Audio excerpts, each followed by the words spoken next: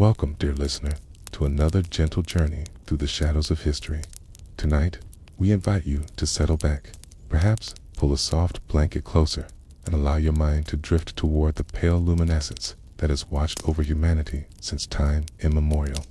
You are safe here, in your comfortable present, wrapped in the certainty of science and reason, as we explore a time when the moon was not merely a celestial body of rock and dust, but a living deity, a harbinger of doom, and a keeper of the deepest mysteries. If you want to help me to keep doing these videos, please consider subscribing to the channel and hit the like button. It motivates and helps me keep bringing videos in this format. If you'd like to hear about a specific topic, leave a comment below, and I'll show you in the video when your topic is chosen. Imagine yourself beneath the ancient night sky, where no electric lights compete with the stars, and the moon reigns supreme in its silver majesty. For our ancestors, this celestial companion was far more than the gravitational force that pulls our tides or the reflected sunlight that illuminates our evenings. The moon was a goddess who demanded blood sacrifice, cosmic egg from which all life emerged, a wandering spirit that could steal souls and grant immortality. Tonight, we shall walk softly through the moonlit beliefs of civilizations long vanished, where astronomy and mythology dance together in the flickering shadows of temple fires. From the ziggurats of ancient Mesopotamia to the stone circles of prehistoric Britain, from the jade palaces of imperial China to the pyramid-studded valleys of Mesoamerica, human beings have gazed upward and woven the most extraordinary tapestries of belief around our lunar companion. These were not merely primitive superstitions, but sophisticated worldviews that governed the rhythm of daily life, the timing of harvests, the coronation of kings, and the moment when warriors would march to battle. The moon determined when lovers would meet, when children would be born, and when the dead would be properly honored. If you want to help me to keep doing these videos, please consider subscribing to the channel and hit the like button. It motivates and helps me keep bringing videos in this format. If you'd like to hear about a specific topic, leave a comment below, and I'll show you in the video when your topic is chosen.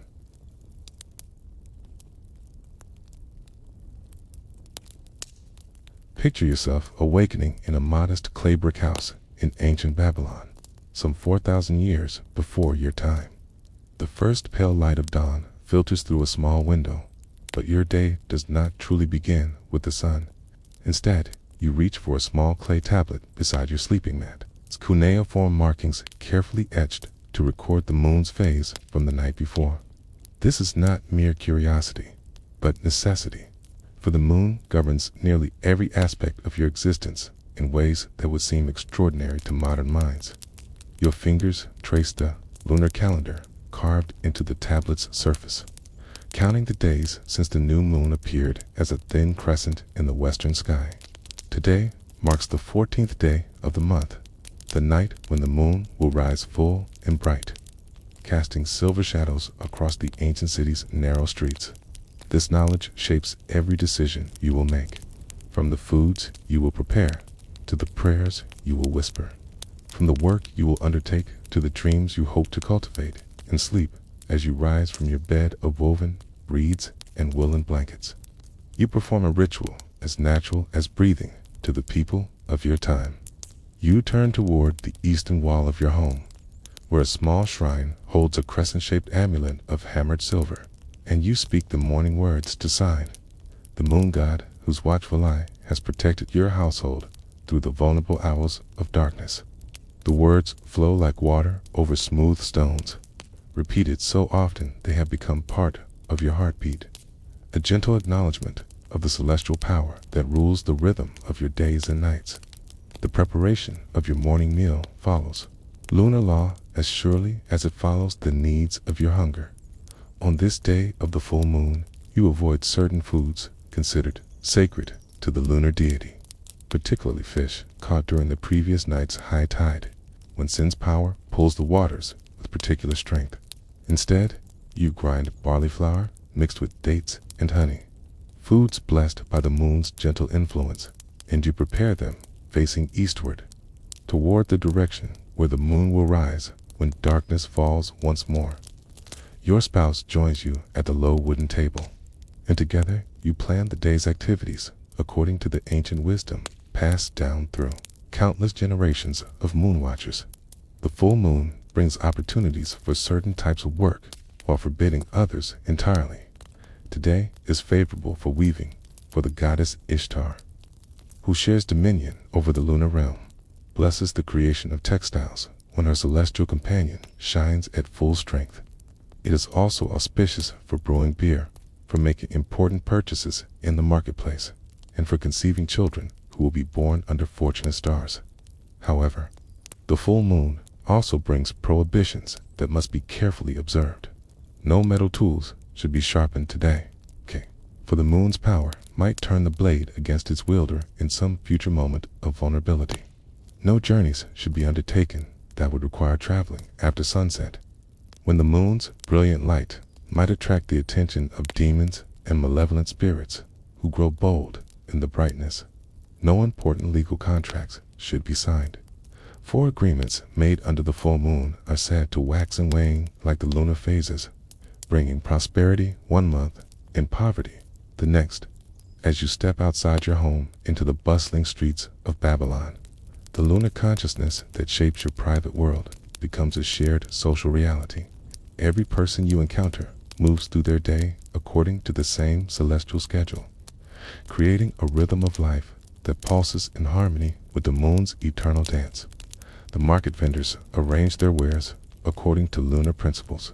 placing silver items and white cloth in positions of prominence on this day when the moon's power reaches its peak, while hiding away iron goods and red-dyed fabrics that might clash with sin's gentle influence. The children who dart between the market stalls wear small crescent pendants around their necks,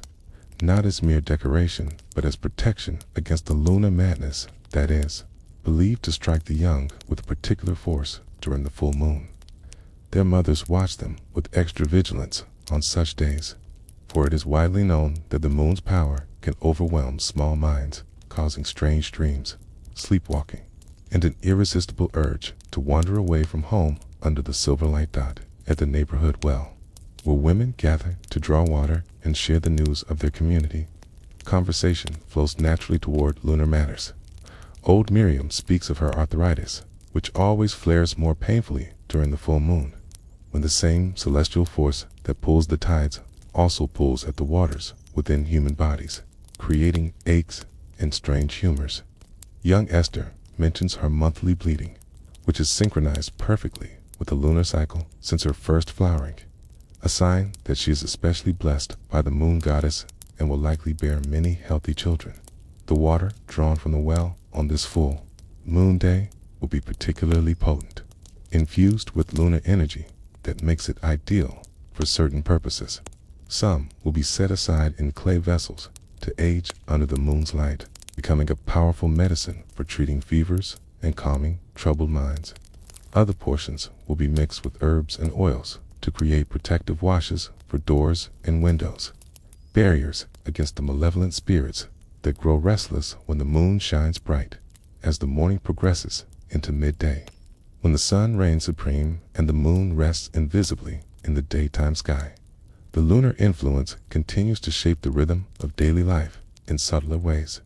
The craftsmen in their workshops time their most delicate work according to the moon's hidden presence, knowing that certain phases enhance precision and creativity, while others lead to broken tools and spoiled materials. The scribes in the royal palace consult lunar tables before composing important documents, ensuring that the moon's influence will favor clear communication and lasting agreements.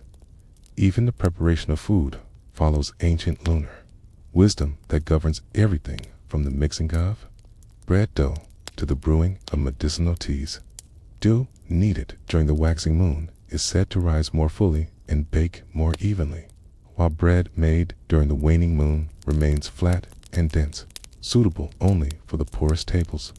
Herbs gathered under different lunar phases possess varying degrees of potency, with some plants offering their strongest medicine only when harvested under the full moon's brilliant light. while others must be picked in the darkness of the new moon to retain their healing power. The afternoon brings a Dianora visit to the local temple, where the lunar priests maintain their eternal vigil over the community's spiritual welfare. These men, distinguished by their white robes and silver ornaments, have dedicated their lives to understanding the moon's complex influence over human affairs, studying the ancient texts that record thousands of years of careful observation and interpretation. In their presence, you feel the weight of this accumulated wisdom, the sense that every aspect of lunar belief has been tested and refined through countless generations of experience. The temple itself reflects the central importance of lunar worship in Babylonian society, with its courtyards designed to capture and focus moonlight, its walls adorned with intricate carvings depicting the moon's journey through the heavens, and its inner sanctum dominated by a massive silver disk that represents sin in its full glory. Here, the daily rhythms of lunar observance reach their most elaborate expression, with prayers timed to the hour, offerings selected according to the moon's phase, and rituals performed with a precision that reflects the cosmic order itself. The transition from the deep lunar night into the gentle hours before dawn brings with it a transformation of consciousness that those living in our modern, electrically illuminated world can barely comprehend. As you gradually emerge from the profound meditation state that has connected your soul to the moon's celestial energy. Throughout the night's darkest hours, you become aware of subtle changes in the quality of light filtering through your home's eastern window, changes that signal the approaching moment when sin's silver dominion will yield once again to the golden sovereignty of Shamash, the sun god. This liminal period, when night slowly gives way to day while the full moon still hangs luminous in the western sky, represents one of the most sacred times in the lunar calendar, a moment when the boundaries between celestial realms become permeable and mortal. Consciousness can access wisdom normally reserved for the gods themselves. Your awakening during these precious hours is not the jarring transition from sleep to wakefulness that characterizes modern life, but rather a gradual expansion of awareness that allows you to retain the insights and visions received during your nocturnal communion with lunar forces, the dreams that visited you during the night's deepest hours remain vivid and present in your memory, not as the fragmentary images that dissolve upon waking in our contemporary experience, but as coherent narratives filled with symbolic meaning that will guide your decisions and understanding for weeks to come. In one particularly powerful vision, you found yourself standing in a vast silver desert beneath a moon so enormous it filled half the sky, while figures in white robes appeared and disappeared like gentle ghosts, speaking in voices that seemed to come from the lunar surface itself rather than from any earthly source. These dream figures shared knowledge that your waking mind could never have conceived independently, revealing the hidden connections between lunar phases and the growth patterns of crops, the secret names of stars that influence human destiny, and the precise timing of rituals that can heal diseases, ensure fertility, and protect against the malevolent forces that seek to disrupt the cosmic harmony upon which all life depends. This transmitted wisdom forms part of a vast oral tradition that has been passed down through countless generations of lunar practitioners, a repository of knowledge so extensive and sophisticated that it rivals the written archives maintained by the royal scribes and temple scholars. As you rise from your meditation mat and begin the gentle process of returning your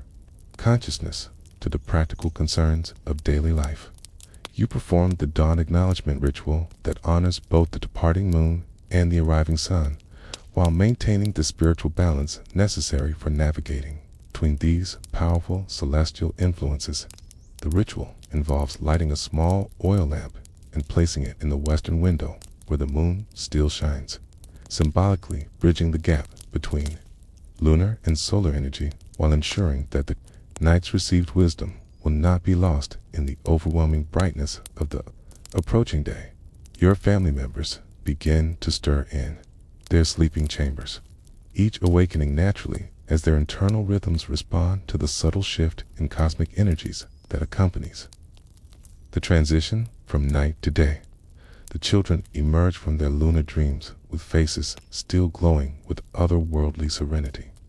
Their young minds have been proven especially receptive to the moon's teachings during the hours of deepest sleep. They gather around you in the main room, eager to share their nocturnal visions and receive your interpretation of the symbolic messages they have received. Your eldest son describes a dream in which he rode a silver chariot across the star-filled sky, accompanied by a great white wolf whose eyes shone like small moons, while your youngest daughter speaks of a vision in which she discovered a hidden garden where every flower bloomed with petals made of crystallized moonlight. These dreams, far from being dismissed as mere childhood fantasy, are carefully recorded in the family's lunar journal, a clay tablet covered with cuneiform markings that document years of received visions in their subsequent real world manifestations. The transition from lunar to solar consciousness represents one of the most delicate and important aspects of your civilization's spiritual practice, requiring careful attention to maintaining harmony between these powerful cosmic forces while avoiding the psychological dissonance that can result from abrupt shifts between different modes of awareness. The morning ritual provides a structured framework for this transition, using specific breathing techniques, postural alignments, and mental visualizations that gradually redirect consciousness from the intuitive, receptive lunar state to the active, analytical solar state necessary for effective participation in daytime activities. Your children watch and participate in this transition ritual with a serious attention that reflects their understanding of its importance in maintaining spiritual balance and cosmic harmony. They have been learning these practices since early childhood, gradually developing the mental discipline and energetic sensitivity necessary to navigate successfully between lunar and solar consciousness throughout their lives. This early training will serve them well as they mature and take on greater responsibilities within the community's complex network of celestial observances and spiritual practices. As the morning transition ritual concludes, and full daylight establishes the sun's dominion over the visible world, you take a moment to reflect on the profound cycle of renewal that has just completed itself, appreciating the way that lunar consciousness has refreshed and revitalized your understanding of life's deeper meanings, while solar energy now prepares to support the practical activities and social interactions that comprise your daily existence. This rhythm of alternating between lunar receptivity and solar activity creates a balanced approach to living that integrates spiritual wisdom with practical effectiveness, inner development with outer accomplishment, and individual growth with community participation. The memory of the previous night's lunar communion remains present as a gentle background awareness throughout the day's activities, influencing your decisions and perceptions in subtle ways that enhance your ability to recognize opportunities, avoid dangers, and maintain harmony with the cosmic forces that govern all earthly affairs. This ongoing lunar influence does not conflict with solar consciousness, but rather complements it, providing depth and wisdom to practical activities while ensuring that daily concerns remain connected to the larger patterns of meaning and purpose that give life its ultimate significance. As you prepare to leave your home and engage with a broader community for another day of work, social interaction, and civic participation, you carry with you the accumulated wisdom of countless generations of lunar practitioners. The fresh insights received during the previous night's communion with celestial forces, and the quiet confidence that comes from knowing your place in the vast cosmic order that connects every individual life to the eternal rhythms of creation and renewal that pulse through the universe itself. As evening approaches in your Babylonian home, the true power of lunar belief begins to manifest in ways both subtle and profound. The setting sun signals not the end of the day's activities, but rather the beginning of the moon's reign, when the silver deity takes dominion over the world of mortals, and the careful observances that have guided your daylight hours must give way to even more intricate nocturnal rituals. Your family gathers in the main room of your home, where oil lamps flicker with a warm, golden light that will soon be overwhelmed by the moon's silver radiance streaming through the eastern window. The children, who have been restless and unusually energetic throughout the day, display the telltale signs of lunar influence that every parent in your time knows to recognize and respect. Their eyes shine with an otherworldly brightness. Their movements become more graceful and flowing, and they speak in whispers about dreams they have not yet dreamed. Visions that will visit them only when sin's light touches their sleeping faces. The evening meal requires careful preparation according to lunar dietary laws that govern not only what foods may be consumed during different phases, but also how they must be prepared, served, and consumed to maintain harmony with celestial forces. Tonight, on this full moon evening, the table is set with vessels of silver and white ceramic, materials that resonate with the moon's pure energy and enhance the beneficial properties of the foods they contain. The meal itself consists of white fish caught during the previous day's dawn hours, when the moon's influence was waning and its power over aquatic creatures was at its gentlest, combined with pale barley bread baked with milk and honey, foods whose lunar associations promise peaceful sleep and prophetic dreams. Each member of the family follows a prescribed order of eating that reflects their position in the household hierarchy. In their individual relationship with the moon deity, the eldest son, born during a full moon night 18 years ago, eats first, for his lunar birth has granted him special privileges and responsibilities within the family's spiritual structure. Your youngest daughter, conceived during the dark moon and born under a waning crescent, eats last, not as a sign of lesser importance, but because her deep connection to the moon's mysterious phases requires different timing to maintain cosmic balance. As the meal progresses, conversation naturally turns to the interpretation of recent lunar omens and their implications for the family's future prosperity. Your eldest daughter describes a dream from the previous night, in which she saw the moon reflected in still water, while a white dove circled overhead, a vision that the neighborhood dream interpreter will undoubtedly read as a sign of forthcoming marriage proposals. Your youngest son mentions the peculiar behavior of the family cat, which has been staring fixedly at the eastern window since midday, clearly sensing the approaching full moon's influence in ways that human senses cannot detect. Inside your home, the moonlight streaming through windows and doorways creates an ethereal landscape of silver and shadow that transforms familiar objects into mysterious talismans charged with celestial power. The simple wooden furniture appears to glow with inner light.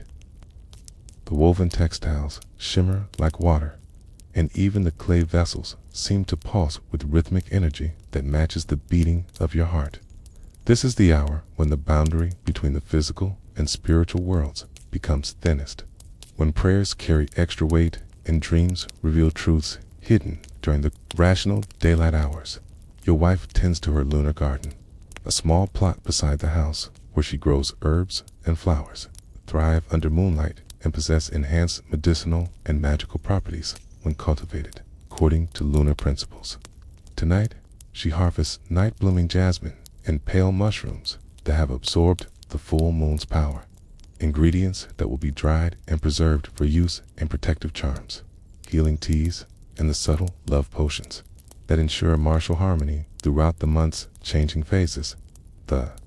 lunar garden represents one of the most sophisticated expressions of your civilization's botanical knowledge, combining careful observation of plant behavior with deep understanding of how different lunar phases affect growth patterns, flowering cycles, and the concentration of active compounds in various herbs. Some plants must be watered only during the waxing moon to achieve full potency, while others require the darkness of the new moon to develop their most beneficial properties. The timing of planting, pruning, and harvesting follows an intricate calendar that coordinates earthly agriculture with celestial mechanics. As the evening progresses toward the deep night hours when the moon reaches its zenith, your household settles into the profound quiet that characterizes lunar conscious communities during the full moon's reign. This is not merely the natural stillness of a sleeping city, but rather a deliberate spiritual practice in which entire neighborhoods coordinate their activities to create optimal conditions for receiving lunar influences. Loud conversations cease, musical instruments fall silent, and even the normal sounds of domestic activity are muted to allow the moon's subtle vibrations to penetrate human consciousness without interference. The children, despite their earlier excitement, now sleep with unusual depth and stillness, their breathing synchronized with the moon's gravitational pull on the waters within their young bodies. Their dreams, when they wake to describe them the following morning, will be filled with silver imagery, prophetic visions, and encounters with benevolent lunar spirits who guide and protect those pure of heart. These dream experiences are not dismissed as mere fantasy, but carefully recorded and interpreted as genuine communications from the celestial realm. Your own preparation for sleep involves the most complex lunar ritual of all, a meditation practice that aligns your consciousness with the moon's energy and prepares your mind to receive the divine messages that Sin sends to his most devoted followers during the sacred hours of full lunar illumination. You position yourself on a reed mat placed directly in the path of moonbeams streaming through the eastern window, and you begin the ancient breathing exercises that regulate your heartbeat and synchronize your biological rhythms with the cosmic forces flowing through the night air. The meditation itself consists of visualizing the moon's light entering your body through the crown of your head and flowing downward through every organ and limb, cleansing away the accumulated tensions and impurities of daily life while filling you with the serene wisdom that comes only from communion with celestial powers. As the lunar energy circulates through your system, you feel your connection to earthly concerns gradually dissolving, replaced by a profound sense of peace and belonging to the vast cosmic order that governs all existence. This nightly practice of lunar communion serves multiple purposes within your culture's sophisticated understanding of human psychology and spiritual development. It provides emotional release from the stresses of daily survival, creates a sense of meaningful connection to forces greater than individual concerns, and establishes a regular rhythm of introspection and renewal that maintains mental and physical health throughout the challenging cycles of ancient life. As midnight approaches and the moon reaches the peak of its nightly journey across the heavens, you enter the deepest phase of lunar meditation, where consciousness expands beyond the boundaries of individual identity and merges temporarily with the universal rhythms, that pulse through all creation. In this state, the concerns and struggles of your particular existence fade into insignificance, replaced by a profound understanding of your place in the eternal cosmic dance that connects every living being to the celestial forces that govern birth, growth, death, and renewal.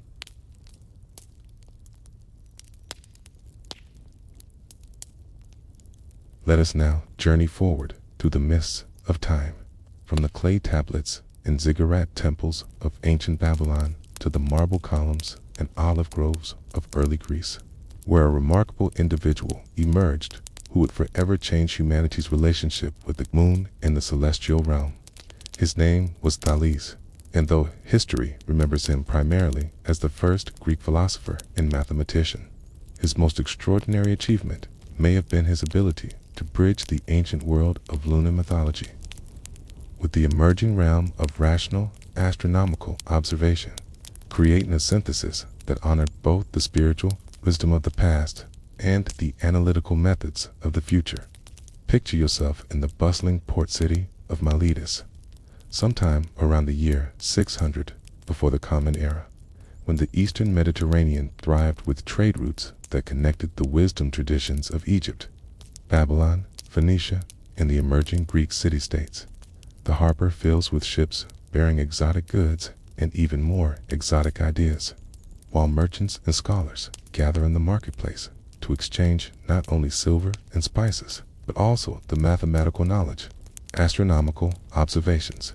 and philosophical insights that would soon revolutionize human understanding of the natural world. Thales himself presents a figure both ordinary and extraordinary, a man whose appearance would hardly distinguish him from the other prosperous merchants who dominate Miletus's commercial life, yet whose mind contained revolutionary ideas that would echo through the centuries. Imagine him as a man of middle years, his hair and beard streaked with silver that seemed to capture moonlight even in broad daylight, his eyes holding the peculiar intensity of someone who spends his nights studying the movements of celestial bodies, while his days are occupied with the practical affairs of trade and civic responsibility. Unlike the temple priests of Babylon or Egypt, who guarded their astronomical knowledge as sacred secrets accessible only to religious initiates, Thales represents a new type of lunar observer, one who seeks to understand the moon's behavior through careful measurement and mathematical analysis while remaining deeply respectful of the spiritual traditions that have guided human relationship with celestial forces for thousands of years. His revolutionary approach does not reject the ancient wisdom, but rather seeks to discover the underlying principles that make lunar mythology such a powerful and enduring guide to cosmic realities. The turning point in Thales's intellectual development came during his extensive travels throughout the ancient world, journeys that exposed him to the diverse ways different civilizations understood and interacted with lunar phenomena. In Egypt, he studied with priests who had maintained detailed records of lunar eclipses and their correlation with earthly events for over 2,000 years. In Babylon, he learned the sophisticated mathematical techniques that allowed Mesopotamian astronomers to predict lunar phases and calculate the timing of eclipses with remarkable accuracy. In Phoenicia, he encountered merchant navigators who used lunar observations for ocean travel, developing practical applications of astronomical knowledge that had previously been confined to temple observatories. Each of these encounters added new layers to Thales's understanding of the moon's complex role in human civilization,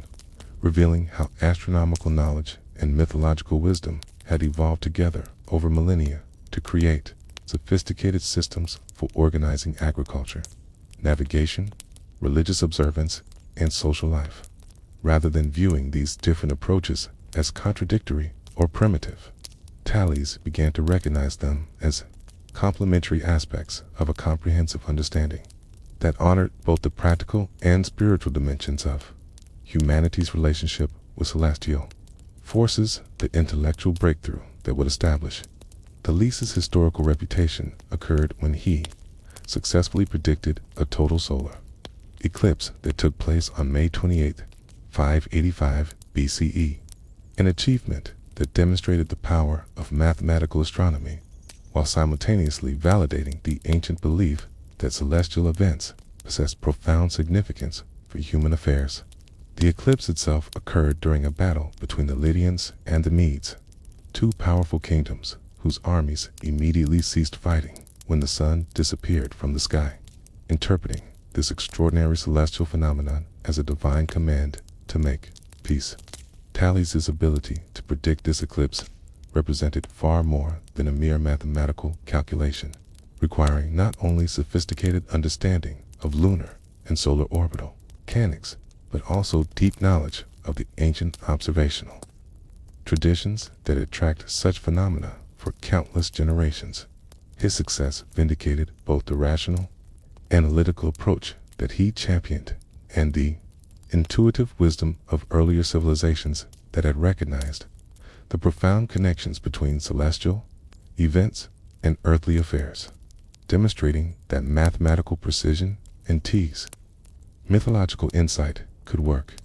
together to enhance human understanding of cosmic realities. The legacy of Thales' lunar studies would influence not only the development of Greek philosophy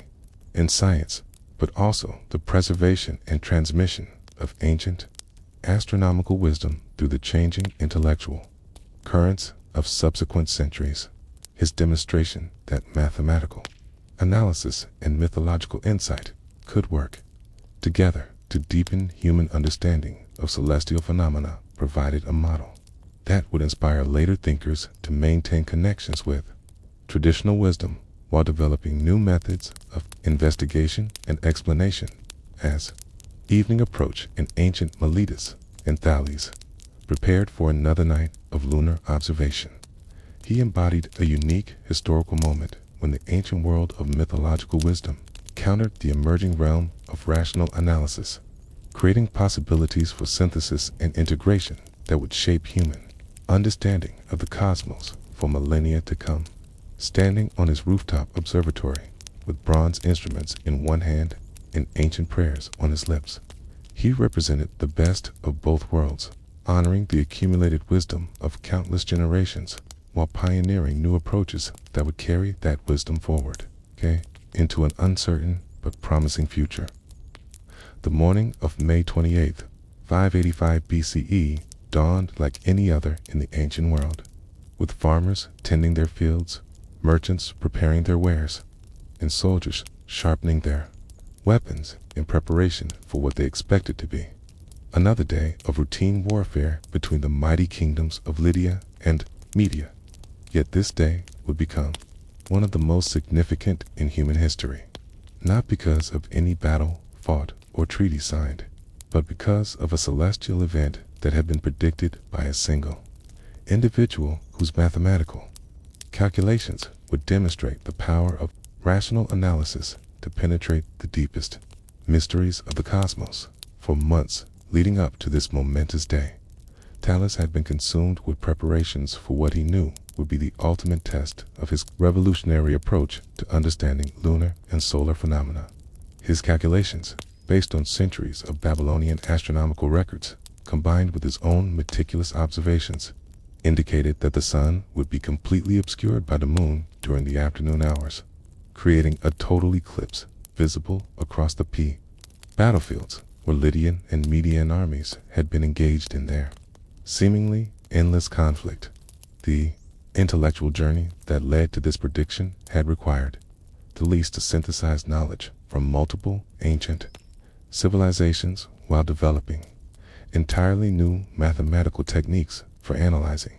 the complex orbital relationships between Earth, Moon, and Sun. From Egyptian priests, it learned the fundamental observation that eclipses follow predictable cycles, occurring at regular intervals that could be calculated if one possessed sufficient historical data.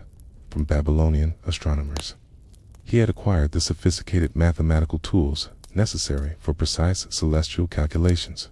including methods for tracking the moon's position relative to specific star patterns and techniques for accounting for the slight variations in orbital speeds that affect eclipse timing. Most challenging of all, Thales had needed to develop his own theoretical framework for understanding why eclipses occurred,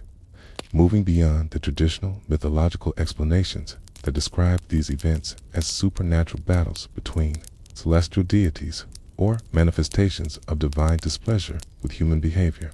His revolutionary insight was that eclipses resulted from the perfectly natural mechanical relationship between three celestial bodies moving in predictable orbits,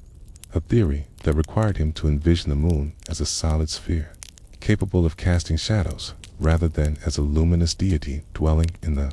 heavenly realm. This transformation in understanding represented more than a simple shift from religious to scientific thinking,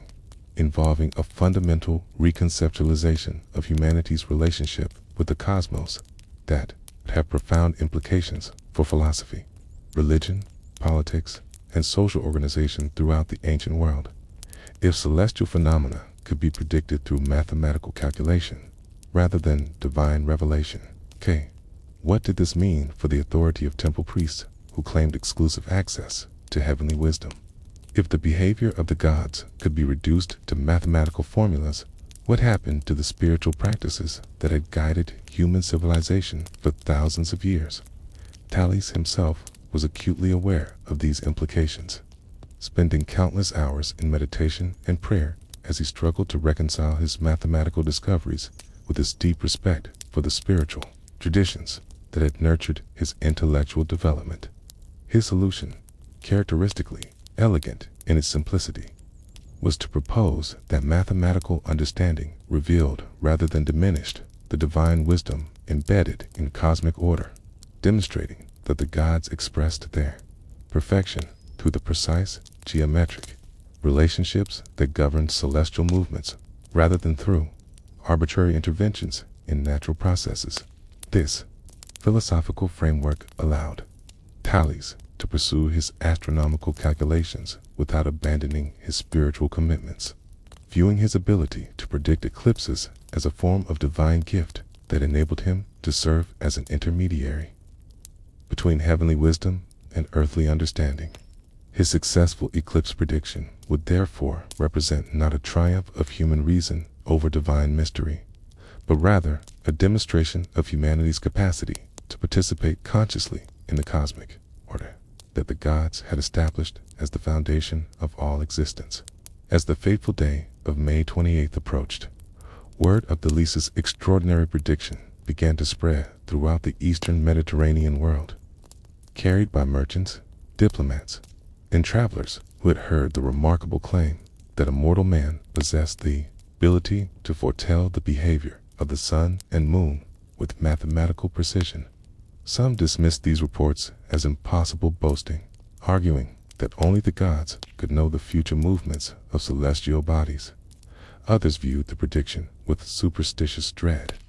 fearing that anyone who claimed such knowledge must be consorting with demonic forces or practicing forbidden magic.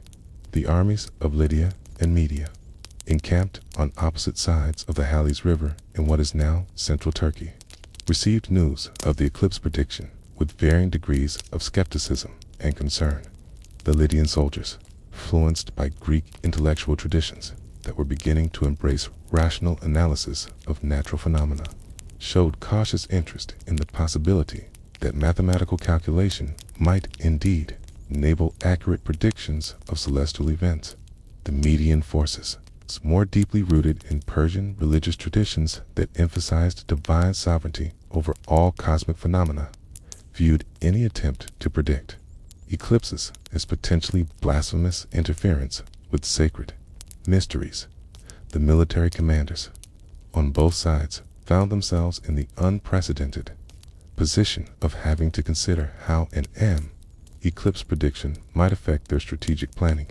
weighing the practical implications of potential celestial interference with their tactical operations against the risk of appearing to give credence to what might prove to be empty speculation. Should they delay the planned battle until after the predicted eclipse date,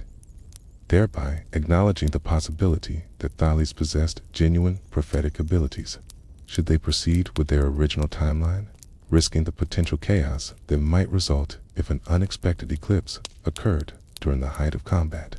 King Galates of Lydia, known throughout the ancient world for his sophisticated appreciation of Greek intellectual achievements, chose to take the eclipse prediction seriously, quietly adjusting his military preparations to ensure that his forces would be psychologically prepared for the possibility of sudden celestial trauma during a crucial battle. King Cyaxares of Media, while maintaining public skepticism about the prediction, privately consulted with his court astronomers and religious advisors about the potential significance of an eclipse occurring during such a critical moment in his kingdom's military campaign. Meanwhile,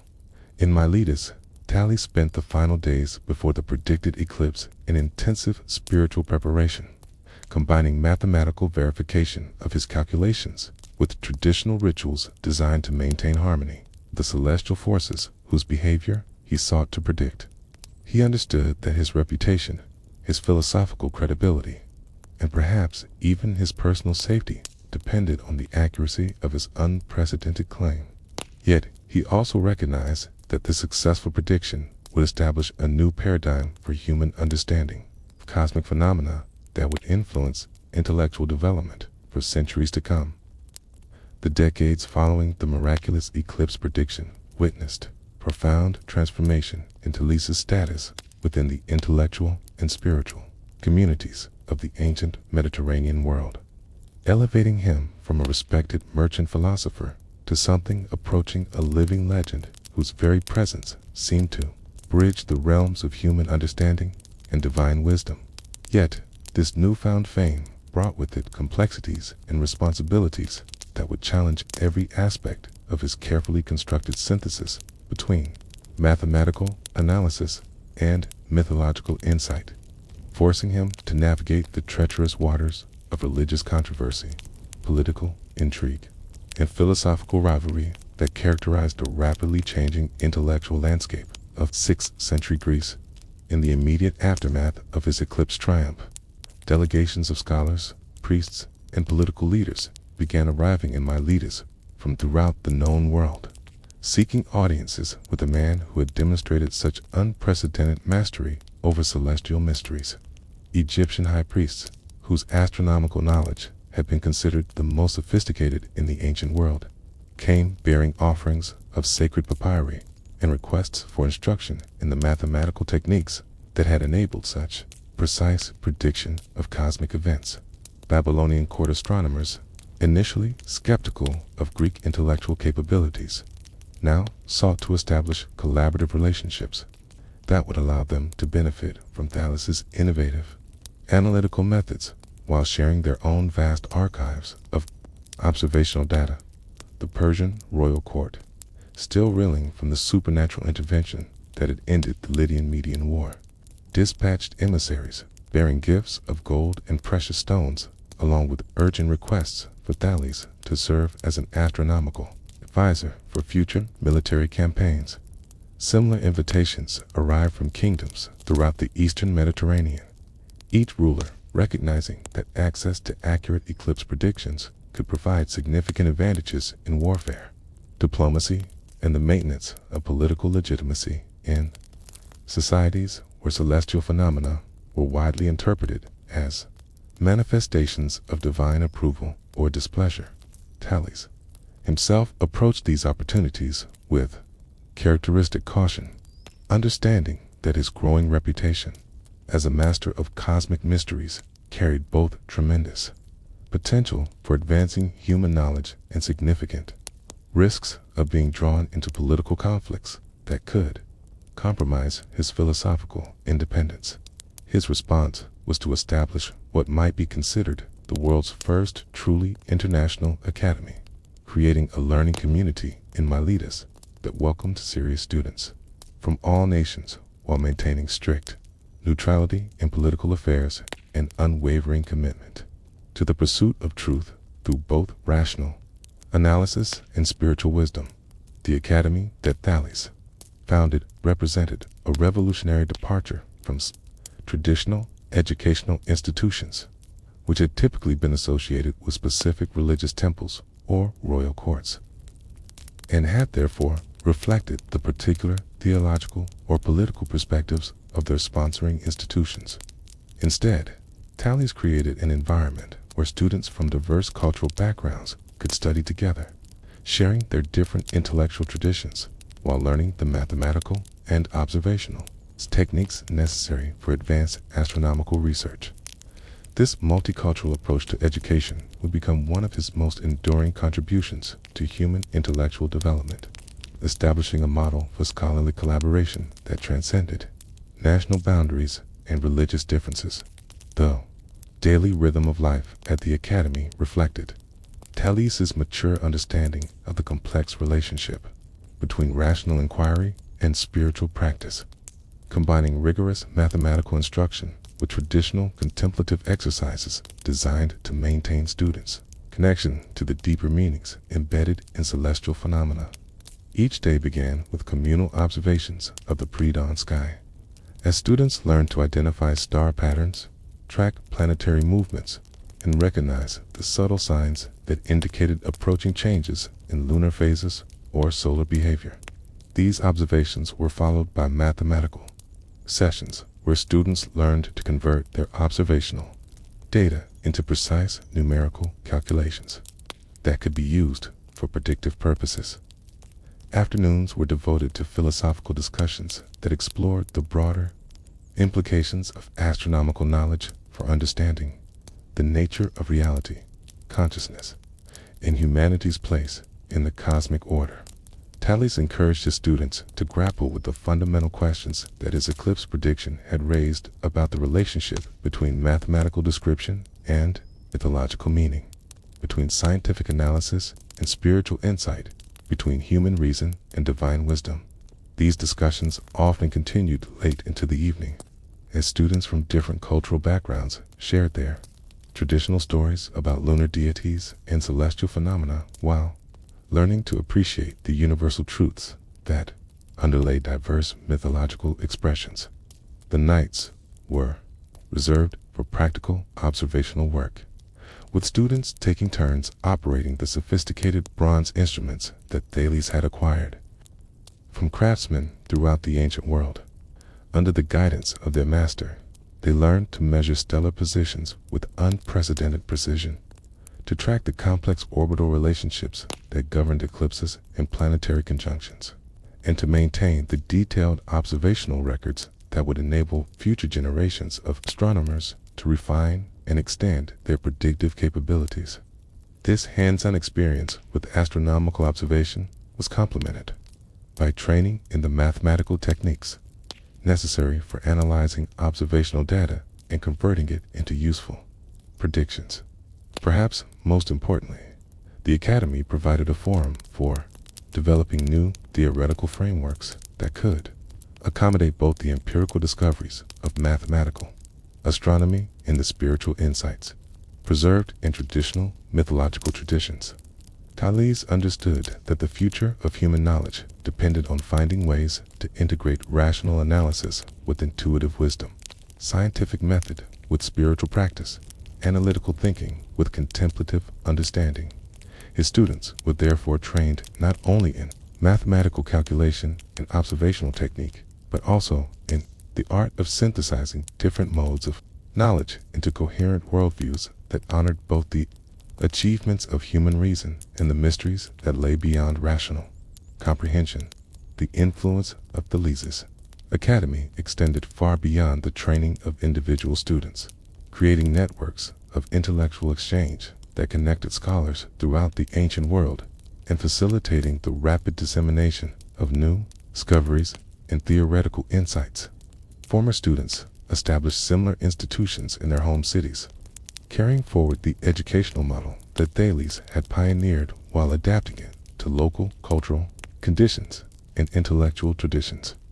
This process of institutional replication ensured that the synthetic approach to astronomical knowledge that Thales had developed would survive and flourish even after his death, providing a foundation for the continued development of both scientific and philosophical understanding. Perhaps most importantly, Thales had demonstrated that human beings possessed the capacity to understand cosmic processes through the disciplined application, both rational analysis and spiritual insight, establishing humanity's potential for conscious participation in the universal order that governs all natural phenomena. This recognition would have profound implications for the development of democratic political systems, individualistic philosophical traditions, and technological innovations that assumes human capability for understanding and working harmoniously with natural forces. As the Mediterranean world gradually absorbed the implications of Thales's revolutionary synthesis of mathematical astronomy with traditional wisdom, new questions began to emerge about the nature of human consciousness, the structure of physical reality, and the possibilities for continued intellectual and spiritual development that might build upon the foundations he had established. These questions would provide the agenda for subsequent generations of philosophers, scientists, and spiritual investigators who would carry forward his legacy while extending human understanding into realms that even his remarkable vision had only begun to explore.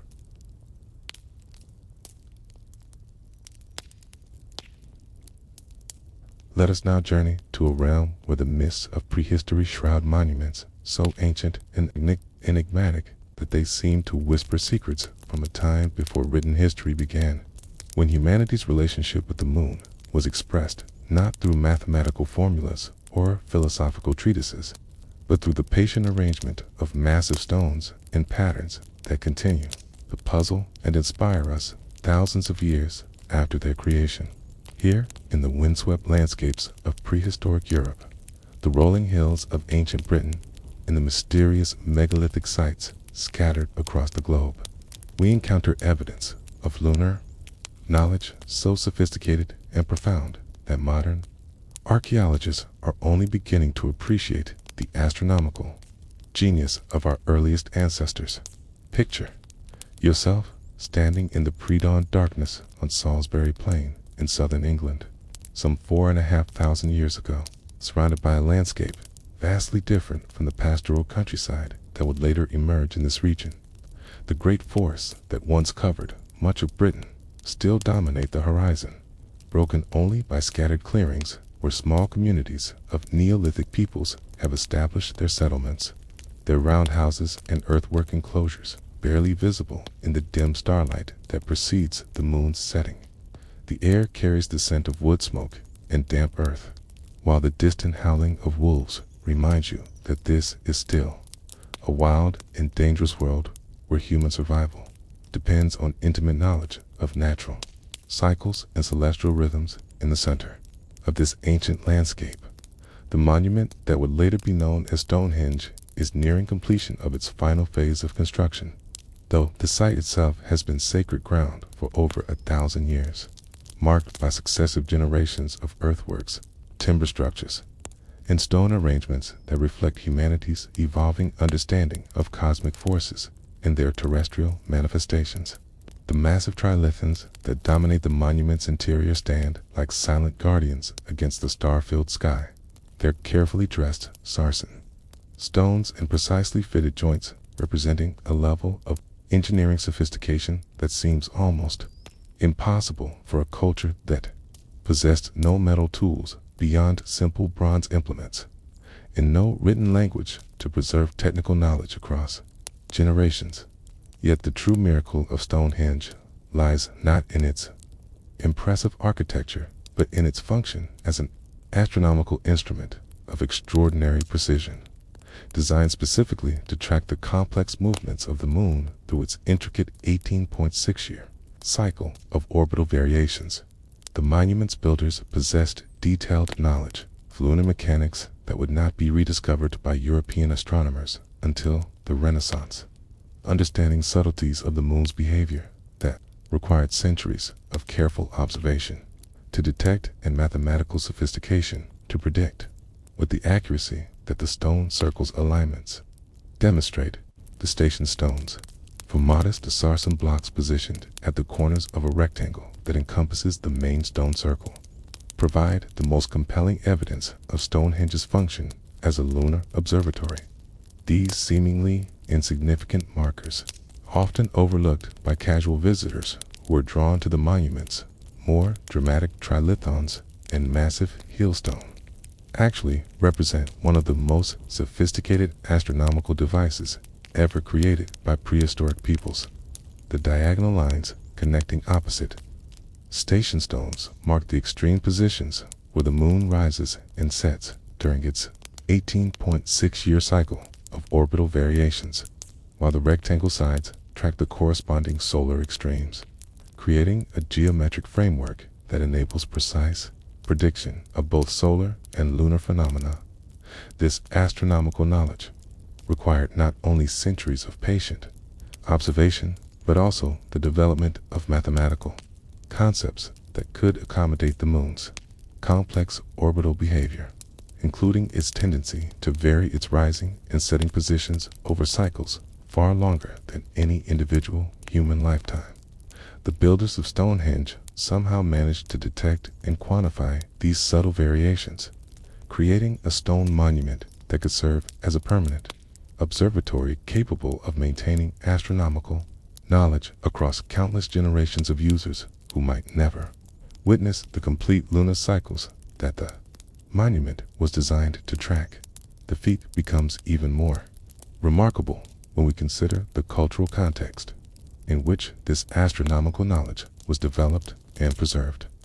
The Neolithic peoples who created Stonehenge lived in small, scattered communities that practiced subsistence agriculture and animal husbandry, possessing none of the institutional structures that enabled later civilizations to maintain specialized classes of professional astronomers and scribes. Their astronomical knowledge must have been embedded in oral traditions and ritual practices that could preserve complex technical information without the aid of written records, transmitted through apprenticeship, systems and ceremonial observances that ensured the survival of cosmic wisdom across the cultural disruptions that characterized prehistoric life. Archaeological evidence suggests that Stonehenge was not an isolated phenomenon, but rather part of a vast network of megalithic observatories that spanned prehistoric Europe, each monument adapted to the specific geographical and cultural conditions of its location, while participating in a shared tradition of astronomical knowledge that connected communities across enormous distances. The stone circles of the Scottish Highlands, the dolmens and menhirs of Brittany, the passage tombs of Ireland's Boyne Valley, and the megalithic complexes of Malta and Sardinia all display evidence of sophisticated lunar observation capabilities, suggesting that prehistoric peoples possessed a level of astronomical knowledge that rivals the achievements of the most advanced ancient civilizations. The Ring of Brodgar in Orkney, for example, represents perhaps the most perfectly preserved example of a megalithic lunar observatory. Its 60 standing stones arranged in a perfect circle that marks the horizon positions of the moon throughout its complex orbital cycle.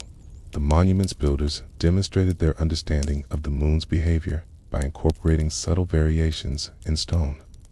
height and spacing that correspond to the lunar orbit's elliptical characteristics, creating a three-dimensional astronomical instrument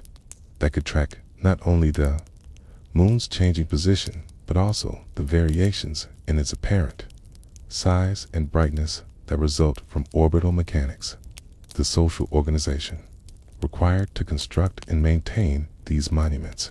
suggest that prehistoric communities possessed levels of cooperation, planning, and resource management that enabled them to undertake projects spanning multiple generations while preserving technical knowledge and ritual traditions across the cultural disruptions that characterized their era. The fact that these achievements were accomplished without written language, metal tools, or centralized political institutions makes them even more remarkable, demonstrating that human communities can achieve extraordinary things when they possess shared vision, accumulated wisdom, and commitment to goals that transcend individual lifetimes. The astronomical alignments embedded in prehistoric monuments continue to function today exactly as their builders intended, providing modern researchers with direct access to the mathematical and observational knowledge that guided their construction.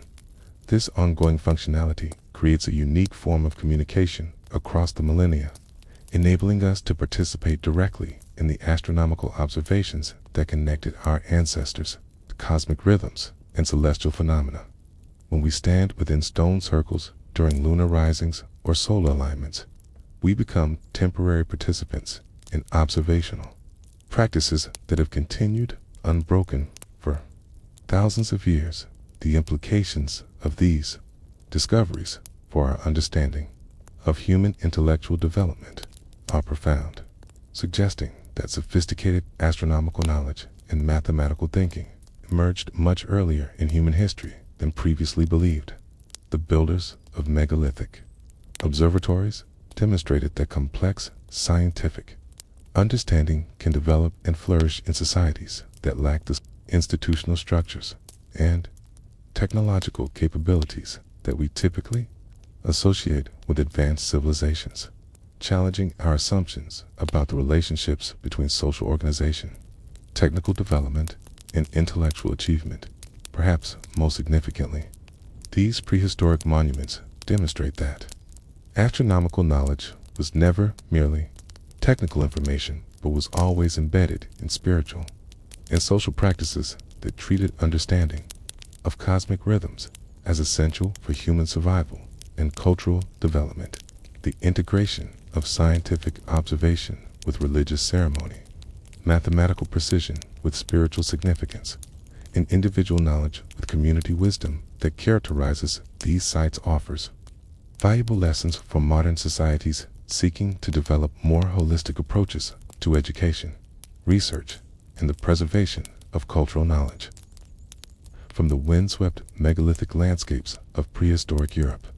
let us journey eastward across the vast Eurasian continent to explore the sophisticated lunar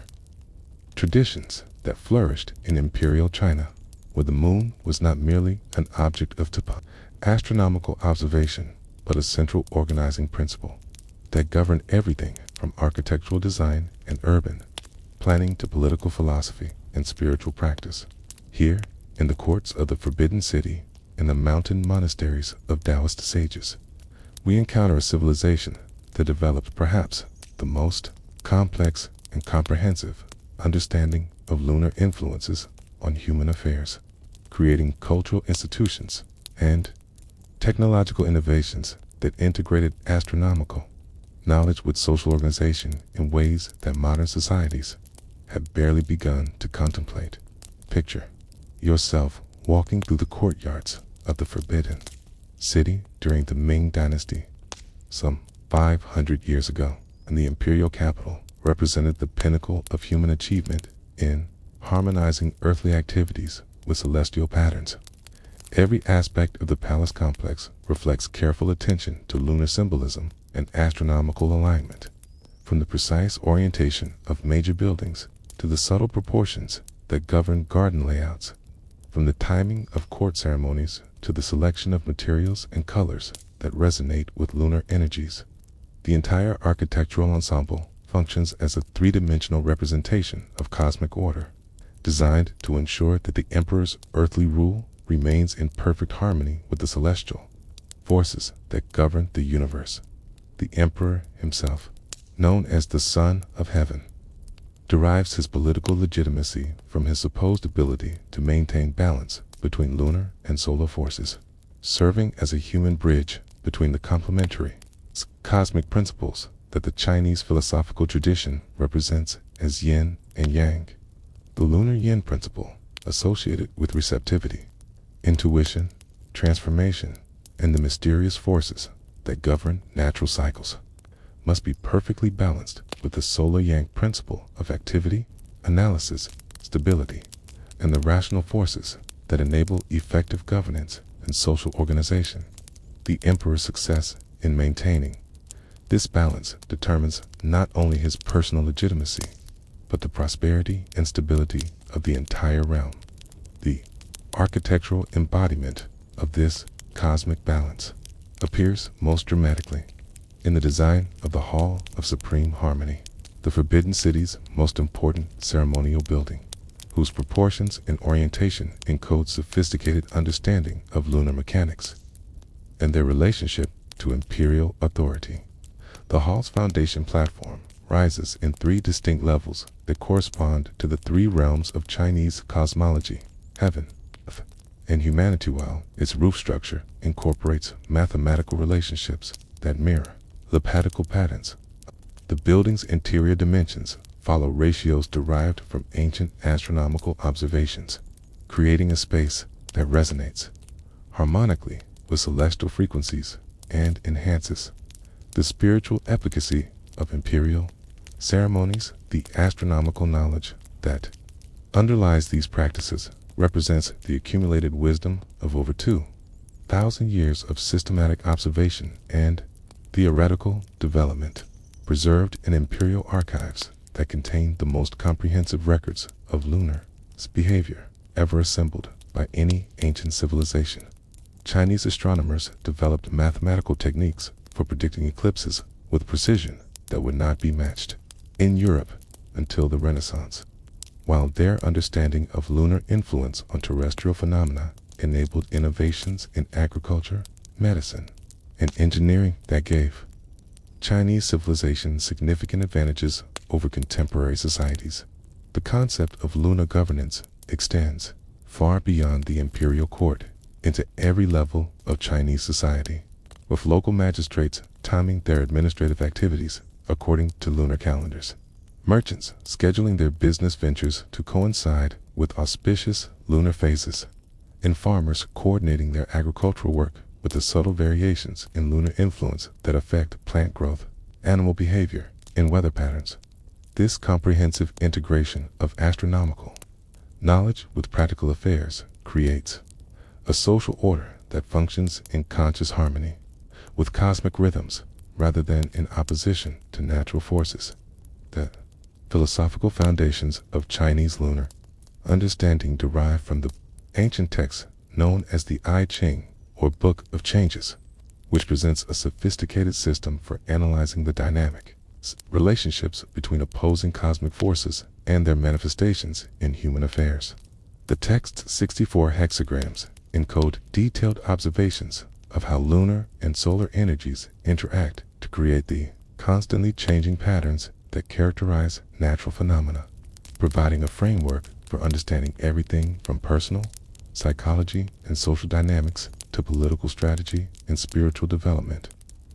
I Ching's approach to lunar symbolism reveals the extraordinary sophistication of Chinese astronomical thinking, recognizing that the moon's influence on earthly affairs operates through complex cycles that extend far beyond the simple alternation between full and new moon phases. The text describes intricate patterns of lunar influence that vary according to seasonal contexts, geographical locations, and the specific combinations of other celestial forces that prevail during different historical periods. This multi-dimensional understanding of lunar mechanics enables practitioners to make nuanced predictions about optimal timing for various activities while avoiding the oversimplified determinism that characterizes less sophisticated astrological systems. The practical applications of Chinese lunar knowledge appear most dramatically in the realm of traditional medicine, where practitioners have developed therapeutic techniques that coordinate treatment protocols with lunar cycles to enhance healing effectiveness while minimizing adverse reactions. The ancient medical text, known as the Yellow Emperor's Classic of Internal Medicine, describes how human biological processes synchronize with lunar rhythms, providing detailed instructions for timing surgical procedures, administering herbal medications, and performing acupuncture treatments to maximize therapeutic benefits. Chinese medical theory recognizes that the human body contains internal tides that correspond to lunar gravitational effects on terrestrial water systems, influencing everything from blood circulation and lymphatic drainage to hormonal cycles and nervous system activity. Physicians trained in traditional methods can detect these subtle physiological variations through pulse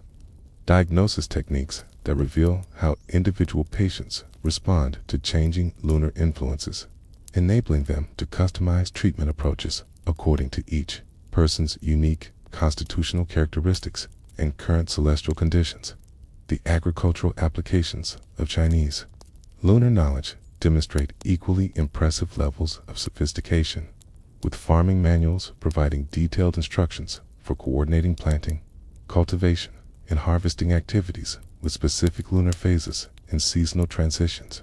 Chinese farmers understand that different crops respond differently to lunar influences,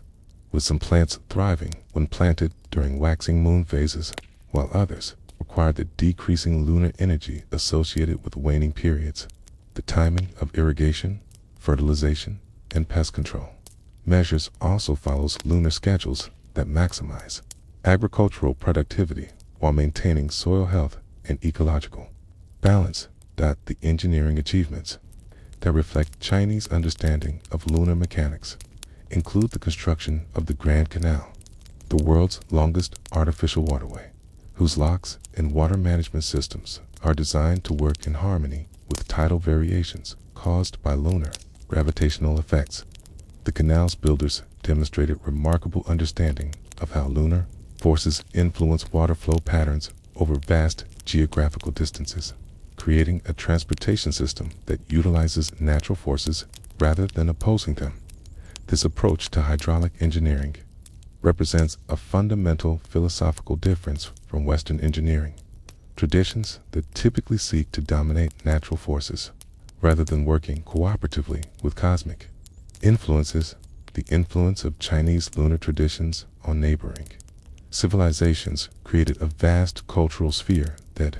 extended from Korea and Japan to Southeast Asia and Central Asia, with each region adapting Chinese astronomical knowledge to local conditions while contributing their own innovations and insights to the shared understanding of cosmic influences on human affairs. This process of cultural transmission and mutual enrichment created one of the world's most sophisticated networks of astronomical knowledge, demonstrating how scientific understanding can flourish when different civilizations cooperate in the pursuit of cosmic wisdom. The legacy of Chinese lunar understanding continues to influence contemporary practices throughout East and Southeast Asia, with millions of people still coordinating their daily activities according to lunar calendars while consulting traditional astronomical knowledge for guidance in business decisions, medical treatment, agricultural planning, and spiritual development. This ongoing vitality of ancient astronomical traditions demonstrates their enduring relevance for human life, suggesting that the integration of cosmic awareness with practical activity represents a fundamental human need that transcends cultural boundaries and historical periods. From the imperial courts of China, let us journey across the vast Pacific Ocean to explore the equally sophisticated, but tragically decimated lunar traditions of Mesoamerica, where the Maya, Aztec, and other indigenous civilizations developed astronomical knowledge that rivaled the achievements of any ancient culture, while creating artistic and architectural monuments that continue to reveal new secrets about their extraordinary understanding of cosmic mechanics. Here, the jungle-covered ruins of abandoned cities and the fragments of surviving codices that escaped the flames of conquest, we encounter evidence of lunar wisdom so advanced and comprehensive that its destruction represents one of its history's greatest intellectual catastrophes, a loss of human knowledge whose full magnitude we are only beginning to appreciate as modern archaeologists and astronomers work to reconstruct the vanished libraries of cosmic understanding. Picture yourself standing in the shadow of the Great Pyramid of Kukulkan at Chichen Itza during the height of Maya civilization around the year 800 CE, when this magnificent city served as one of the premier astronomical centers of the ancient world. The pyramid itself, rising in 9 distinct terraces that represent the levels of the Maya underworld, functions as a massive 3-dimensional calendar that tracks not only the solar year, but also the complex lunar cycles that govern every aspect of Maya life, from agricultural planning and religious ceremonies to political decision-making and military campaigns. The structures, proportions, and code mathematical relationships that reflect the Maya understanding of how lunar orbital mechanics interact with solar cycles to create the intricate patterns of celestial influence that shape terrestrial affairs. The astronomical sophistication of Maya civilization becomes apparent when we examine the surviving fragments of their written records, particularly the Dresden Codex, one of only 4 Maya books that survived the systematic destruction of indigenous libraries by Spanish conquistadors and missionaries. This remarkable document contains lunar tables of such precision that they accurately predict eclipses for centuries into the future, demonstrating mathematical capabilities that would not be matched in Europe until the development of modern computational astronomy. The Codex reveals that Maya astronomers understood the moon's orbital period to within seconds of the values calculated by contemporary science, while their eclipse prediction tables show awareness of the complex gravitational perturbations that cause subtle variations in lunar behavior over extended time periods. the mathematical foundation of Maya astronomical knowledge rests on their revolutionary development of the concept of zero and their sophisticated understanding of place value notation, innovations that enabled them to perform calculations involving enormous numbers with precision that far exceeded the capabilities of contemporary civilizations. Their vigesimal numbering system, based on units of 20 rather than the decimal system familiar to modern societies, proves particularly well suited for astronomical calculations involving the complex periodicities that characterize celestial phenomena, allowing Maya mathematicians to track multiple overlapping cycles simultaneously while maintaining computational accuracy across vast spans of time. The religious and ceremonial aspects of Maya lunar knowledge revealed the seamless integration of astronomical observation with spiritual practice that characterized all aspects of their civilization. The moon goddess Ixchel, depicted in Maya art as both a young woman associated with Kyanity and healing and an aged crone connected with prophecy and death, embodies the cyclical nature of lunar influence on human affairs while serving as patron deity of the astronomical knowledge that enabled Maya civilization to flourish in challenging tropical environments. The goddess's dual nature reflects the Maya understanding that lunar forces operate through complementary opposites, bringing both creative and destructive influences that must be balanced through proper ritual observance and careful timing of human activities. Maya practice of bloodletting rituals timed to specific lunar phases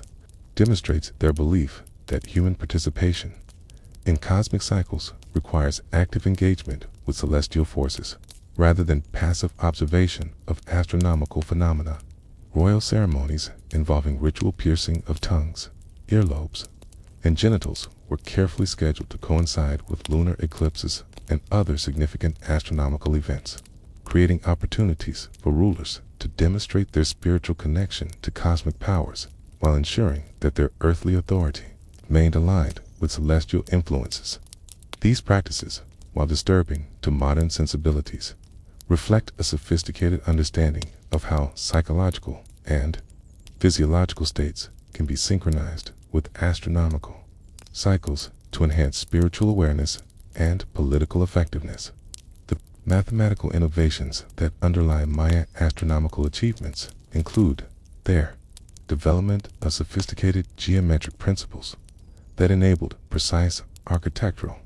alignments and their creation of computational methods for tracking multiple celestial cycles simultaneously. Maya mathematicians understood concepts of proportion, ratio, and geometric series that enabled them to design buildings and plaza complexes whose dimensions encode astronomical relationships while creating spaces that resonate harmonically with celestial frequencies. Their ability to calculate precise angular measurements without metal instruments or optical devices demonstrates mathematical sophistication that rivals the achievements of classical Greek geometry while serving practical astronomical applications. The surviving fragments of Maya astronomical literature reveal the existence of vast libraries of cosmic knowledge that were systematically destroyed during the Spanish conquest, representing one of history's greatest losses of human intellectual achievement. Spanish accounts describe rooms filled with thousands of bark paper books containing detailed astronomical tables, mathematical calculations, historical records, and religious texts that preserve the accumulated wisdom of Maya civilization across many centuries of development. The deliberate destruction of these libraries by conquistadors and missionaries who viewed them as works of the devil eliminated most of the written evidence for Maya astronomical knowledge, leaving modern researchers to reconstruct their achievements from fragmentary sources and architectural evidence. The influence of Maya astronomical knowledge on neighboring Mesoamerican civilizations created a shared tradition of lunar understanding that extended throughout the region, with cultures like the Aztec, Zapotec, and Olmec adapting Maya innovations while contributing their own insights to the collective. understanding of cosmic influences on human affairs. The great temple complexes at Teotihuacan, Monte Alban, and Tenochtitlan all demonstrate sophisticated astronomical alignments that reflect the widespread diffusion of lunar knowledge throughout Mesoamerica, while artistic styles and iconographic traditions show the exchange of cosmological concepts across cultural boundaries. The Aztec capital of Tenochtitlan, built on an artificial island in Lake Texcoco, represents perhaps the most ambitious attempt to create an entire urban environment that functions in harmony with cosmic rhythms, with its city's layout reflecting astronomical alignments, while its architecture incorporates proportions that resonate with celestial frequencies. The great Templo Mayor at the city center served as both a religious focal point and an astronomical observatory, with its twin pyramids dedicated to the rain god, Tlaloc, and the war god, Huitzilopochtli, representing the complementary cosmic forces that Maya philosophy associated with lunar and solar influences. The temple's orientation marks significant positions of the moon during its complex orbital cycle, while its internal chambers contain astronomical instruments and calendrical devices that enabled Aztec priests to maintain precise coordination between religious ceremonies and celestial events. The ongoing efforts to reconstruct Mesoamerican astronomical knowledge through collaboration between academic researchers and indigenous communities demonstrate the possibility of recovering lost wisdom while respecting the cultural contexts from which it emerged. These projects involve not only the technical analysis of surviving astronomical texts and architectural alignments, but also the careful documentation of traditional practices that preserve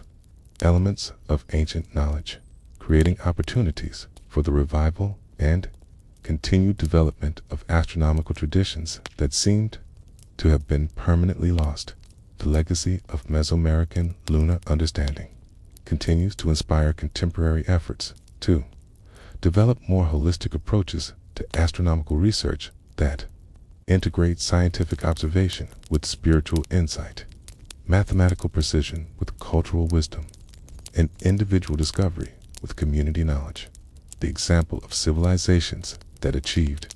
extraordinary astronomical sophistication while maintaining deep respect for the sacred dimensions of cosmic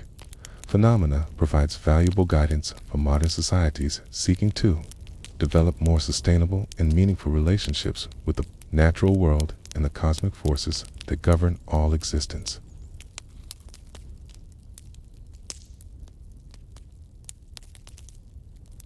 Let us now journey to the banks of the ancient Nile, where the desert meets the fertile floodplain, to explore perhaps the most elaborate and sophisticated system of elite lunar practices ever developed by human civilization. Here, in the shadow of the Great Pyramids and within the sacred precincts of temple complexes that served as both earthly palaces and cosmic machines, the pharaohs of ancient Egypt created a royal culture so deeply intertwined with lunar symbolism and astronomical